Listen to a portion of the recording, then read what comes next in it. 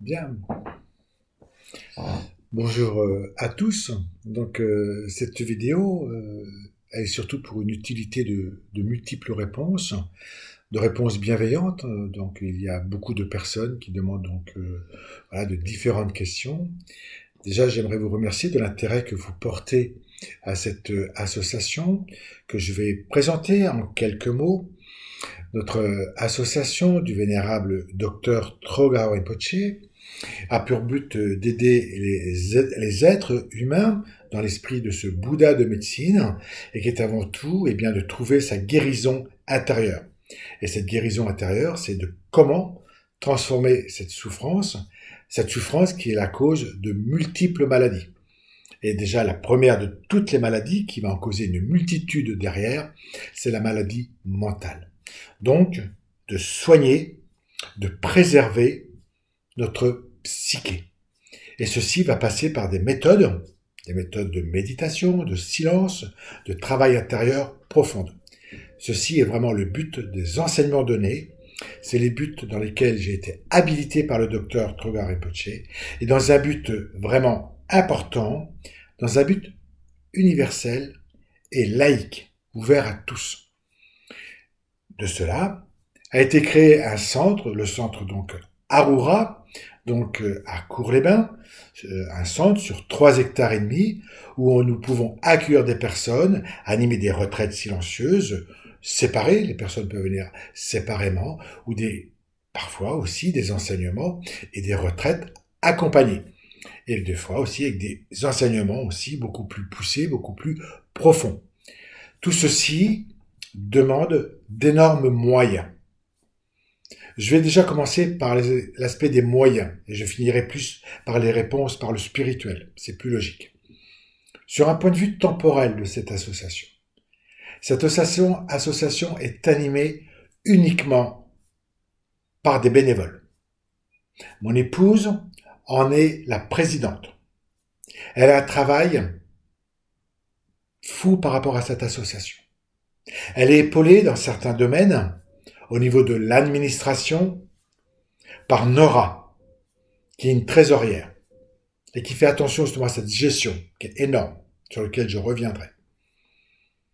Sur Annick, qui est secrétaire. Sur Yannick, Laure, et aussi Caroline, qui fait partie du conseil d'éthique. On a besoin d'un conseil d'éthique, parce qu'on touche quand même l'âme des personnes, certaines moralités. Il y a aussi des personnes qui ont un rôle extrêmement important. Ce sont mes attendantes. Caroline, Vanessa, Yangshenla et Sanguela, qui elles, reçoivent tout ce que je leur demande au niveau de transmission de communication et qui vous le transmettent. Je reviens à toutes les sanghas. Il y a derrière tout cela des personnes qui donnent énormément de confiance et qui travaillent lorsque je me déplace. Tout le travail que cela demande. Françoise, en Guadeloupe. Fabienne et Marie-Ève en Guyane. Dominique, Moutoussamy. Et Bertrand. Et puis aussi Nathalie, qui est responsable de la Sangha. La Réunion, avec Corinne et Florence. Et puis aussi tous les pratiquants derrière qui apportent beaucoup de choses. Et derrière tout cela, il y a tout un aspect matériel qu'il est important de voir au niveau de notre association. Nous donnons beaucoup, tout le monde. Tout le monde est bénévole d'un bout à l'autre. Moi-même, je suis un bénévole de la vie. Lorsque vous faites un don, lorsqu'on vous demande une participation, ceci va simplement aider déjà dans mes déplacements, voilà, lorsque je me déplace, tous ces faux frais qu'il y a autour, parfois de photocopies, d'images, de préparation, mais aussi assumer la maintenance de ce centre. Ce centre, c'est de la matière. J'ai beau essayer de prier tous les jours en disant, allez, l'herbe va être coupée, mes prières, c'est pas une tondeuse et c'est pas une main. Voilà. Donc on a besoin, vous voyez, déjà de personnes déjà pour s'en occuper, mais on a besoin de matière, allez, pour les machines et autres. Donc tout ça, vos dons, vos adhésions, voilà, c'est quelque chose qui est important. Et puis derrière tout ça aussi, eh bien, on contribue aussi à la continuité des études de Rinpoche tous les mois, à la continuité aussi d'une clinique. Vos dons sont importants. Et dans l'énergie, avant de commencer toute chose, lorsqu'on suit un enseignement, eh bien, voilà, on entretient d'une certaine manière. Le don fait partie d'un partage. Quand on donne, on fait un don, c'est-à-dire, on encourage cela pour que, voilà, c'est comme des mérites pour que cela continue. Voilà, c'est des choses, voilà, qui sont importantes. Au niveau des dons, vous êtes totalement libre. Au niveau des adhésions hautes, il y a plein de possibilités, mais c'est important de l'entendre. Maintenant, je vais revenir à des questions que tout le monde pose, et comme ça, vous aurez une réponse beaucoup plus concrète. Alors, j'ai une petite liste. Voilà, beaucoup de personnes posent la question, mais qu'est-ce que c'est qu'une sangha? Alors, tout à l'heure, j'ai bien dit que nous étions dans une voie laïque universelle. Cette voie laïque universelle, ça veut dire qu'on ne fait pas partie d'une institution bouddhique propre. Le vénérable Trungpa Rinpoche, lorsqu'il a donné son dernier souffle, et que j'ai eu cet honneur de recevoir cette lettre qui nous a demandé de créer vraiment un centre, un lieu de communion universelle, il ne m'a jamais dit « maintenant tu vas suivre tel cursus avec tel maître et autres ». Non, c'est à toi de te débrouiller pour universaliser tout cela, dans un lieu propice, de paix. Là, je vois mon épouse qui est derrière et qui approuve. Ce courrier, il a été écrit de ses mains. C'était, je me rappelle, une énorme responsabilité. Guider les êtres avec simplement la foi qu'il m'a léguée à ce moment-là. Avec la connaissance. Waouh! Je suis comme vous, je suis sur ce chemin. Parfois, il m'arrive d'être, oui, peut-être maladroit dans certaines choses parce que là, je peux m'appuyer sur rien, parce que je suis sur cette voie universelle. Mais au fil du temps, il y a une sangha. Cette sangha, c'est une famille spirituelle, des personnes qui ont adhéré à l'esprit de l'association, mais qui ont surtout adhéré à la retraite. Le mot sangha veut dire famille, famille spirituelle, une famille qui partage le même enseignement. Et cette famille, maintenant, est devenue extrêmement nombreuse. Et comme disait ce matin ou hier, une de mes attendantes, qui me disait, et maintenant, ça prend de l'amplitude. Voilà, tout le monde partage cette dynamique, ce partage. C'est ça la sangha. On devient, dans cette famille, avoir pris refuge. Qu'est-ce que c'est qu'une prise de refuge? Alors, il y a 3 sortes de prises de vue. La première, c'est une prise de refuge simple.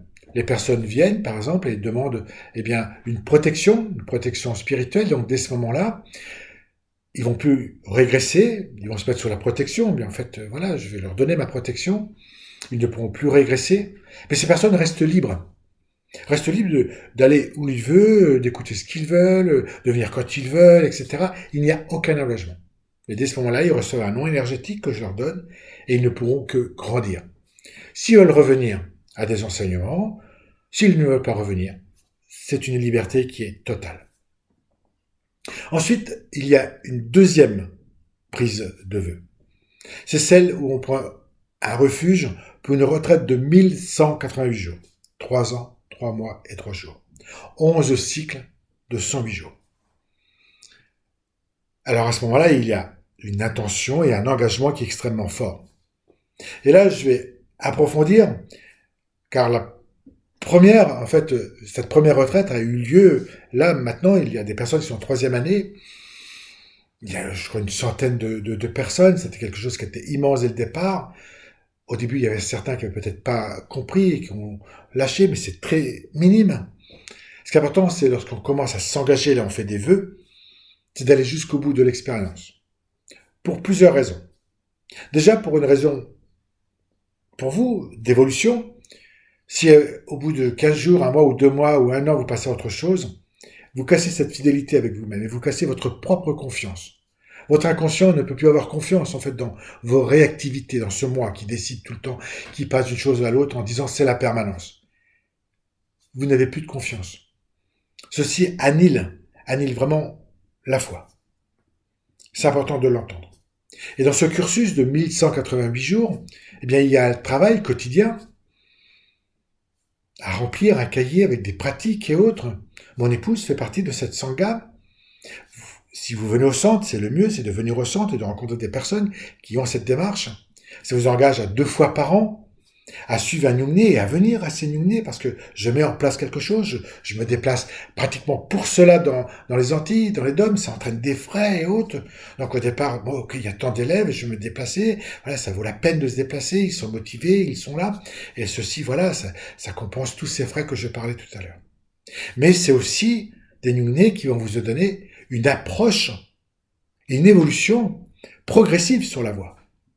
Il y a des enseignements que je donne maintenant qui n'était absolument pas possible dans la première année.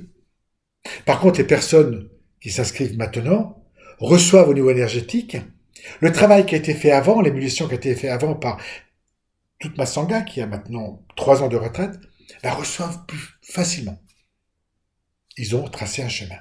Et ça permet à tous d'aller toujours plus haut, plus haut, plus haut, plus haut. Voilà, ce sont ces engagements donc dans cette deuxième phase de retraite.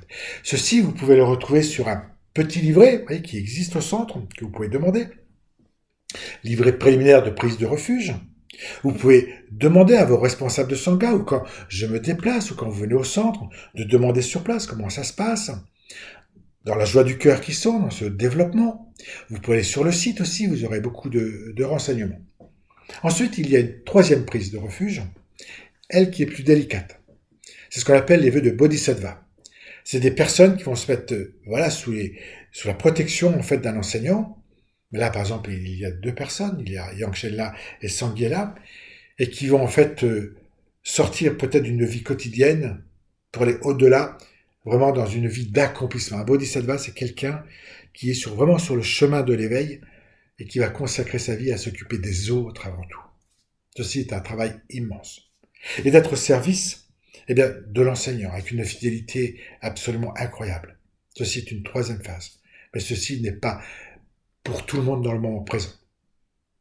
De même, si vous venez au centre, vous demandez, quand Yangchen-la est là, ou quand Sangyela est là, vous leur demandez. Alors, pour ceux qui écoutent cette vidéo pour la première fois et qui veulent savoir plus, c'est quoi cela? Yangchen-la, Sangyela. Ah, ils sont là, il n'y a pas de problème. Le là veut dire respectueuse. Quand quelqu'un a réalisé un certain cheminement, et lorsque, par exemple, un enseignant, donc celui qui est en haut de la hiérarchie, dit à quelqu'un, par exemple, qui dit Sanghela et autres, vous, quand vous lui parlez, vous ne pouvez pas dire quelque chose d'inférieur.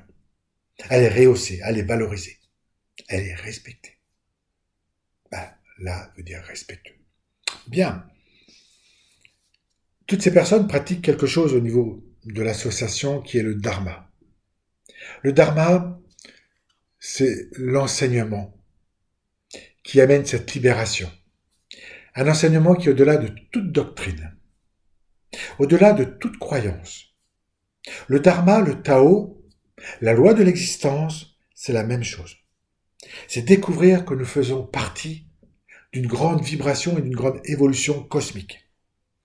Ceci sous l'observation depuis des temps par des sages, des maîtres, des accomplis, des Bouddhas, des réalisés, et qui nous ont donné un cheminement de progression intérieure par des enseignements, par des sutras. Et simplement, c'est d'appliquer ces enseignements quotidiens pour sortir en fait de ces tourments, de ces souffrances, de cette toujours ce questionnement, mais qu'est-ce que c'est que l'existence? C'est ça le dharma. Et à ce niveau, au niveau du centre, notre dharma repose essentiellement sur le Bouddha de médecine, sur les 4 nobles vérités, la cessation de la souffrance, sur l'octuple sentier, donc sur la roue, qu'on met en place pour développer en fait cet art de vivre, qui a été mis en route par le Bouddha lui-même. Mais le Bouddha en Inde, quand il a mis cette roue en route, c'était pas plus pour une voie bouddhique, ou laotienne, ou thaïlandaise, ou japonaise. Non, c'était une voie universelle. Le bouddhisme tibétain, par exemple, n'a rien à voir avec le bouddhisme laotien, ou sri-lankais, ou japonais. Il y a plusieurs formes de bouddhisme et il y en a une multitude. Mais le cœur, le joyau, le cœur de cet enseignement, le dharma, il est là.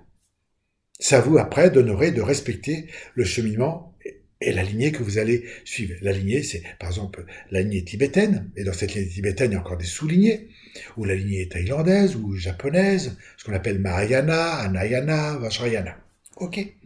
Nous, C'est une voie laïque et universelle sous l'habilitation et responsabilité du vénérable docteur Trungpa Rinpoche, et j'en suis en totale responsabilité. Totale responsabilité. Bien. Qu'est-ce que c'est qu'un Nyungne? Un Nyungne, c'est voilà, quelqu'un qui pratique le Bouddha de médecine. Le Nyungne est inséparable. C'est important pour quelqu'un qui pratique le Bouddha de médecine, cette voie d'aider déjà soi-même et d'aider les autres, d'aller vers cette guérison, de pratiquer 2 fois des week-ends de purification du corps, de la parole, de l'esprit, à travers une méthode qui s'appelle Vajrasattva, les 100 syllabes de Vajrasattva. De même pour cela, vous pouvez vous renseigner au centre ou des responsables de Sangha dans les DOM, là où vous habitez, et qui vous expliqueront. Ce sont des week-ends intensifs. Et dans chaque week-end, il y a un thème précis. Un thème précis sur l'orgueil, par exemple, les attachements, la colère, ça peut être la mort. Là, par exemple, c'est sur les 3 joyaux. Il y a un thème précis. Et ceci est progressif. C'est pas quelque chose que l'on capte comme ceci. C'est un travail intérieur progressif. Mais ce travail intérieur au niveau du dharma, la clé de notre enseignement, au niveau du centre, tout est dans l'essentiel d'une carte que nous avons créée, la carte de l'association. Je vais demander à mon épouse si elle peut m'en trouver une, je vais vous le montrer, excusez-moi, c'est spontané. Et sur cette carte de l'association, il y a le Hong, la syllabe du cœur. Cette syllabe du cœur, c'est la sagesse de la pure équanimité qui est là. Tous mes enseignements, le dharma que j'enseigne, cette sangha qui pratique, elle pratique à la base ces 4 qualités. La compassion, la compréhension de la compassion. La compassion ne doit pas être basée que sur le côté intellectuel. L'amour et la compassion, ce sont 2 choses différentes, comme l'empathie et la compassion. Mais l'amour dans toute chose. L'amour dans ce qu'on réalise. La sublime joie aussi. D'être joyeux, d'être dans une félicité, d'accepter. Et puis cette pure équanimité, d'être toujours égale humeur à chaque instant avec soi-même et avec les autres. Ça, c'est très délicat. Tout en développant quelque chose à côté, qui est cette générosité. Être généreux, donner. Généreux, quand je parlais des dons tout à l'heure, je veux dire, mince, oui, il faut que ça fonctionne. Voilà, de donner. Le don de soi. Waouh! Il est tard, je suis fatigué. Le don de soi, il va être là. Non, je peux me surpasser.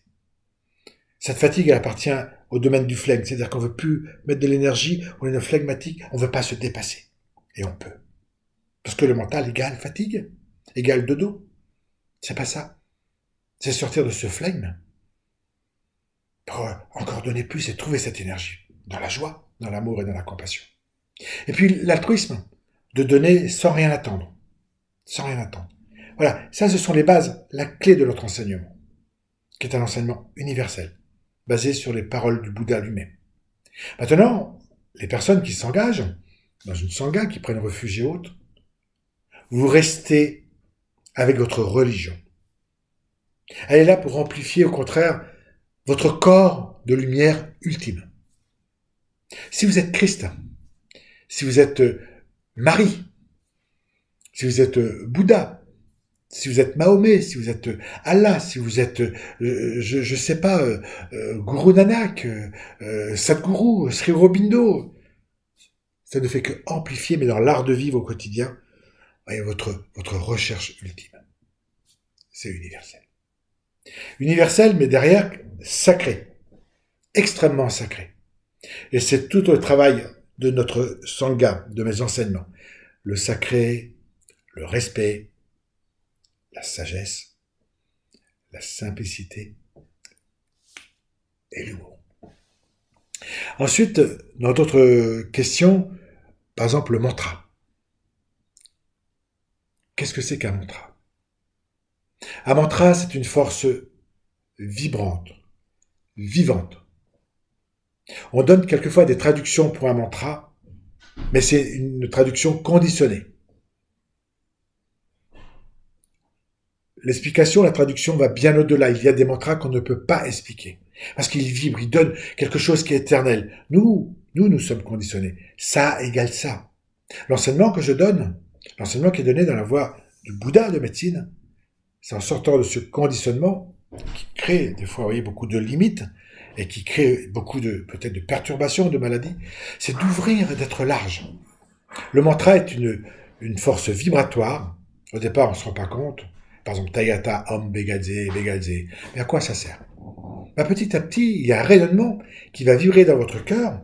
Et là, je vois par rapport à des étudiants qui pratiquent. Et lorsqu'on pratique Tayata, Om, Begadze, Begadze pour accompagner quelqu'un qui va mourir, par exemple, ou quelqu'un qui a besoin de guérir, et des fois, on ne sait pas le résultat. Et les miracles qui se passent. On va toucher l'insondable, l'indéfinissable. La prière, le mantra, va donner une vibration qui va apporter quelque chose. Nous ne nous rendons pas compte que nos paroles, ce sont des mantras à chaque instant.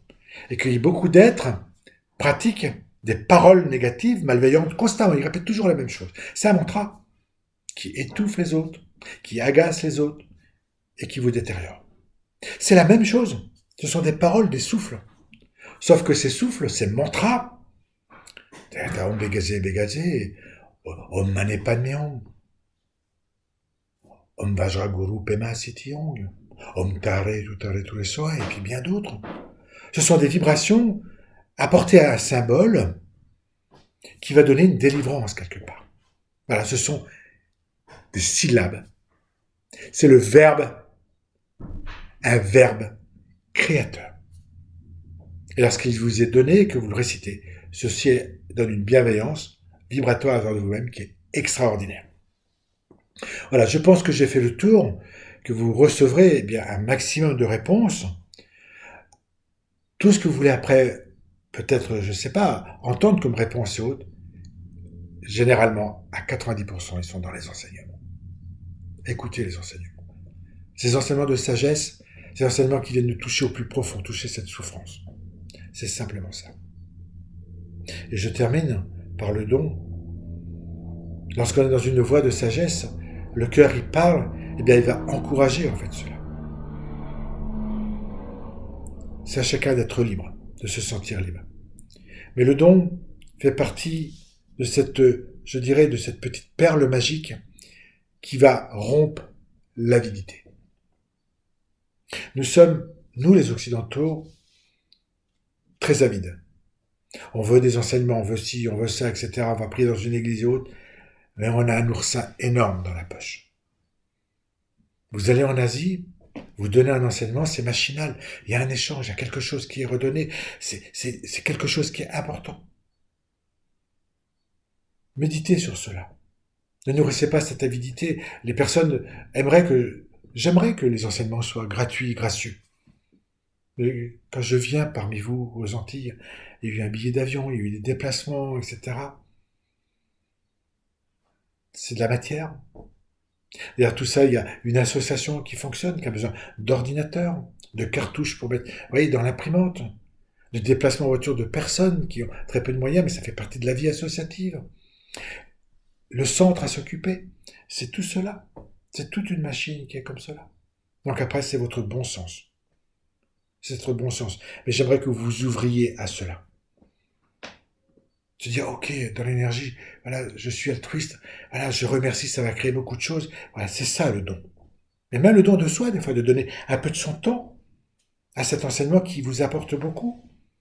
C'est la gratitude. C'est une forme de gratitude extrêmement profonde. Elle est là, la gratitude. Elle fait partie de la première paramita, des 6 perfections qu'on doit développer à l'intérieur de soi. Et cette première paramita, cette première perfection, c'est la générosité.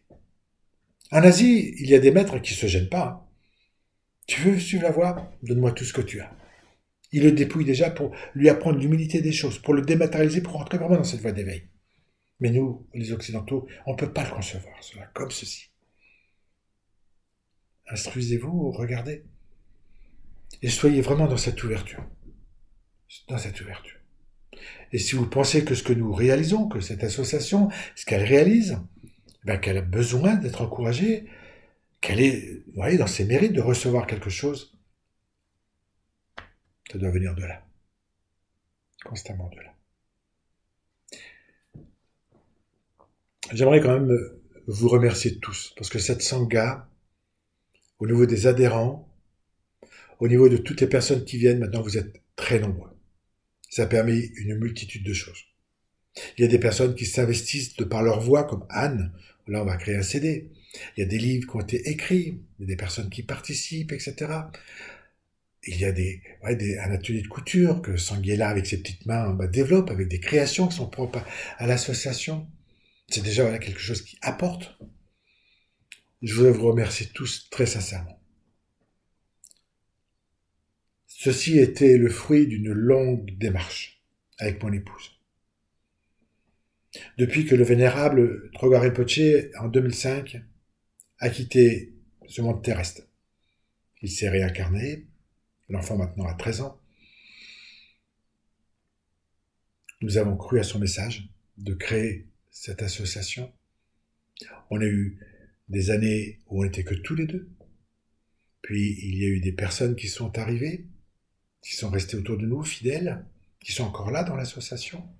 Et là, je vais porter mon attention à Annick et Yannick, là, qui nous ont soutenus, qui étaient présents, c'était fort, qui connaissent les débuts. Et puis maintenant, voilà, il y a 3 chiffres, il y a plusieurs centaines de personnes qui intéressent et autres. Et toutes ces aides que j'ai nommées au départ, qui font partie du conseil d'administration, mes intendantes, les responsables de Sangha et autres, ce sont devenus des amis, des intimes du cœur. Une force de Sangha qui est là et qui demande encore pour évoluer et qui laisse de côté des fois leur souffrance, voilà, pour se transformer. Et parfois, c'est pas facile. L'enseignement, il est là. Toutes les réponses que vous voulez entendre, elles sont là. C'est rencontrer ces personnes avec humilité et noblesse, qui vont vous parler avec une simplicité et un cœur humain, pas un cœur condescendant. C'est cela. Et je suis fier. Je peux vous assurer que je suis fier de cette sangha. Elle me rend heureuse, joyeuse. Elle est pleine d'humour. Des fois, ils sont même farceurs. Je ne me dérange pas non plus à ce niveau-là. De la joie. De la joie qui est fondée sur de l'éthique profonde. Ce qu'on a besoin sur cette terre. De profondeur. De sincérité. Notre enseignement, il est basé sur cela. C'est ce qui était le vénérable docteur Trogwa Rinpoché. Présent, plein de compassion. Mais aussi avec son intériorité. Dans ce respect intérieur, cette dignité intérieure.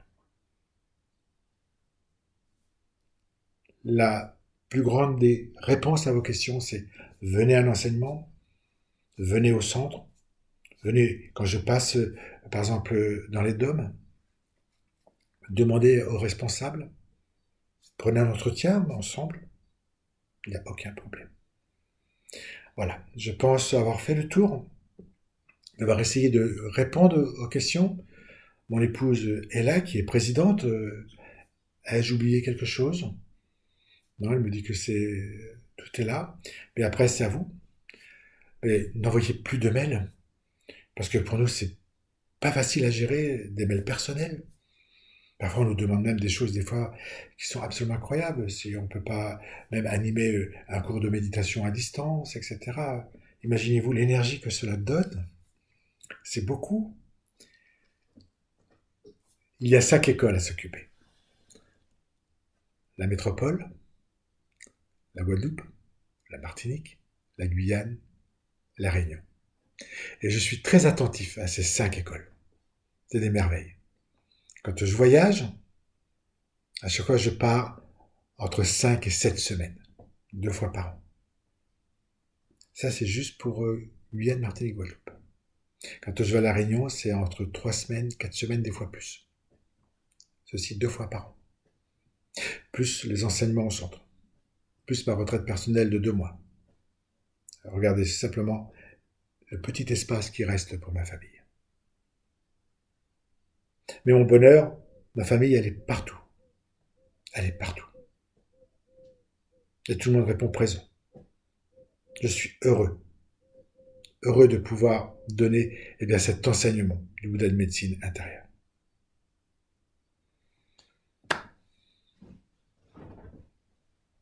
Merci à vous tous. Merci à vous tous et simplement, je vous invite simplement avec ouverture, simplement qu'on puisse répondre à ce que vous ressentez et surtout, mon souhait le plus fort, c'est que vous restiez libre et que vous deveniez des êtres libres. Le but du Bouddha de médecine, c'est de trouver sa liberté intérieure, devenir un être responsable, au-delà de toute souffrance et de cause de souffrance extérieure. Merci. Merci beaucoup.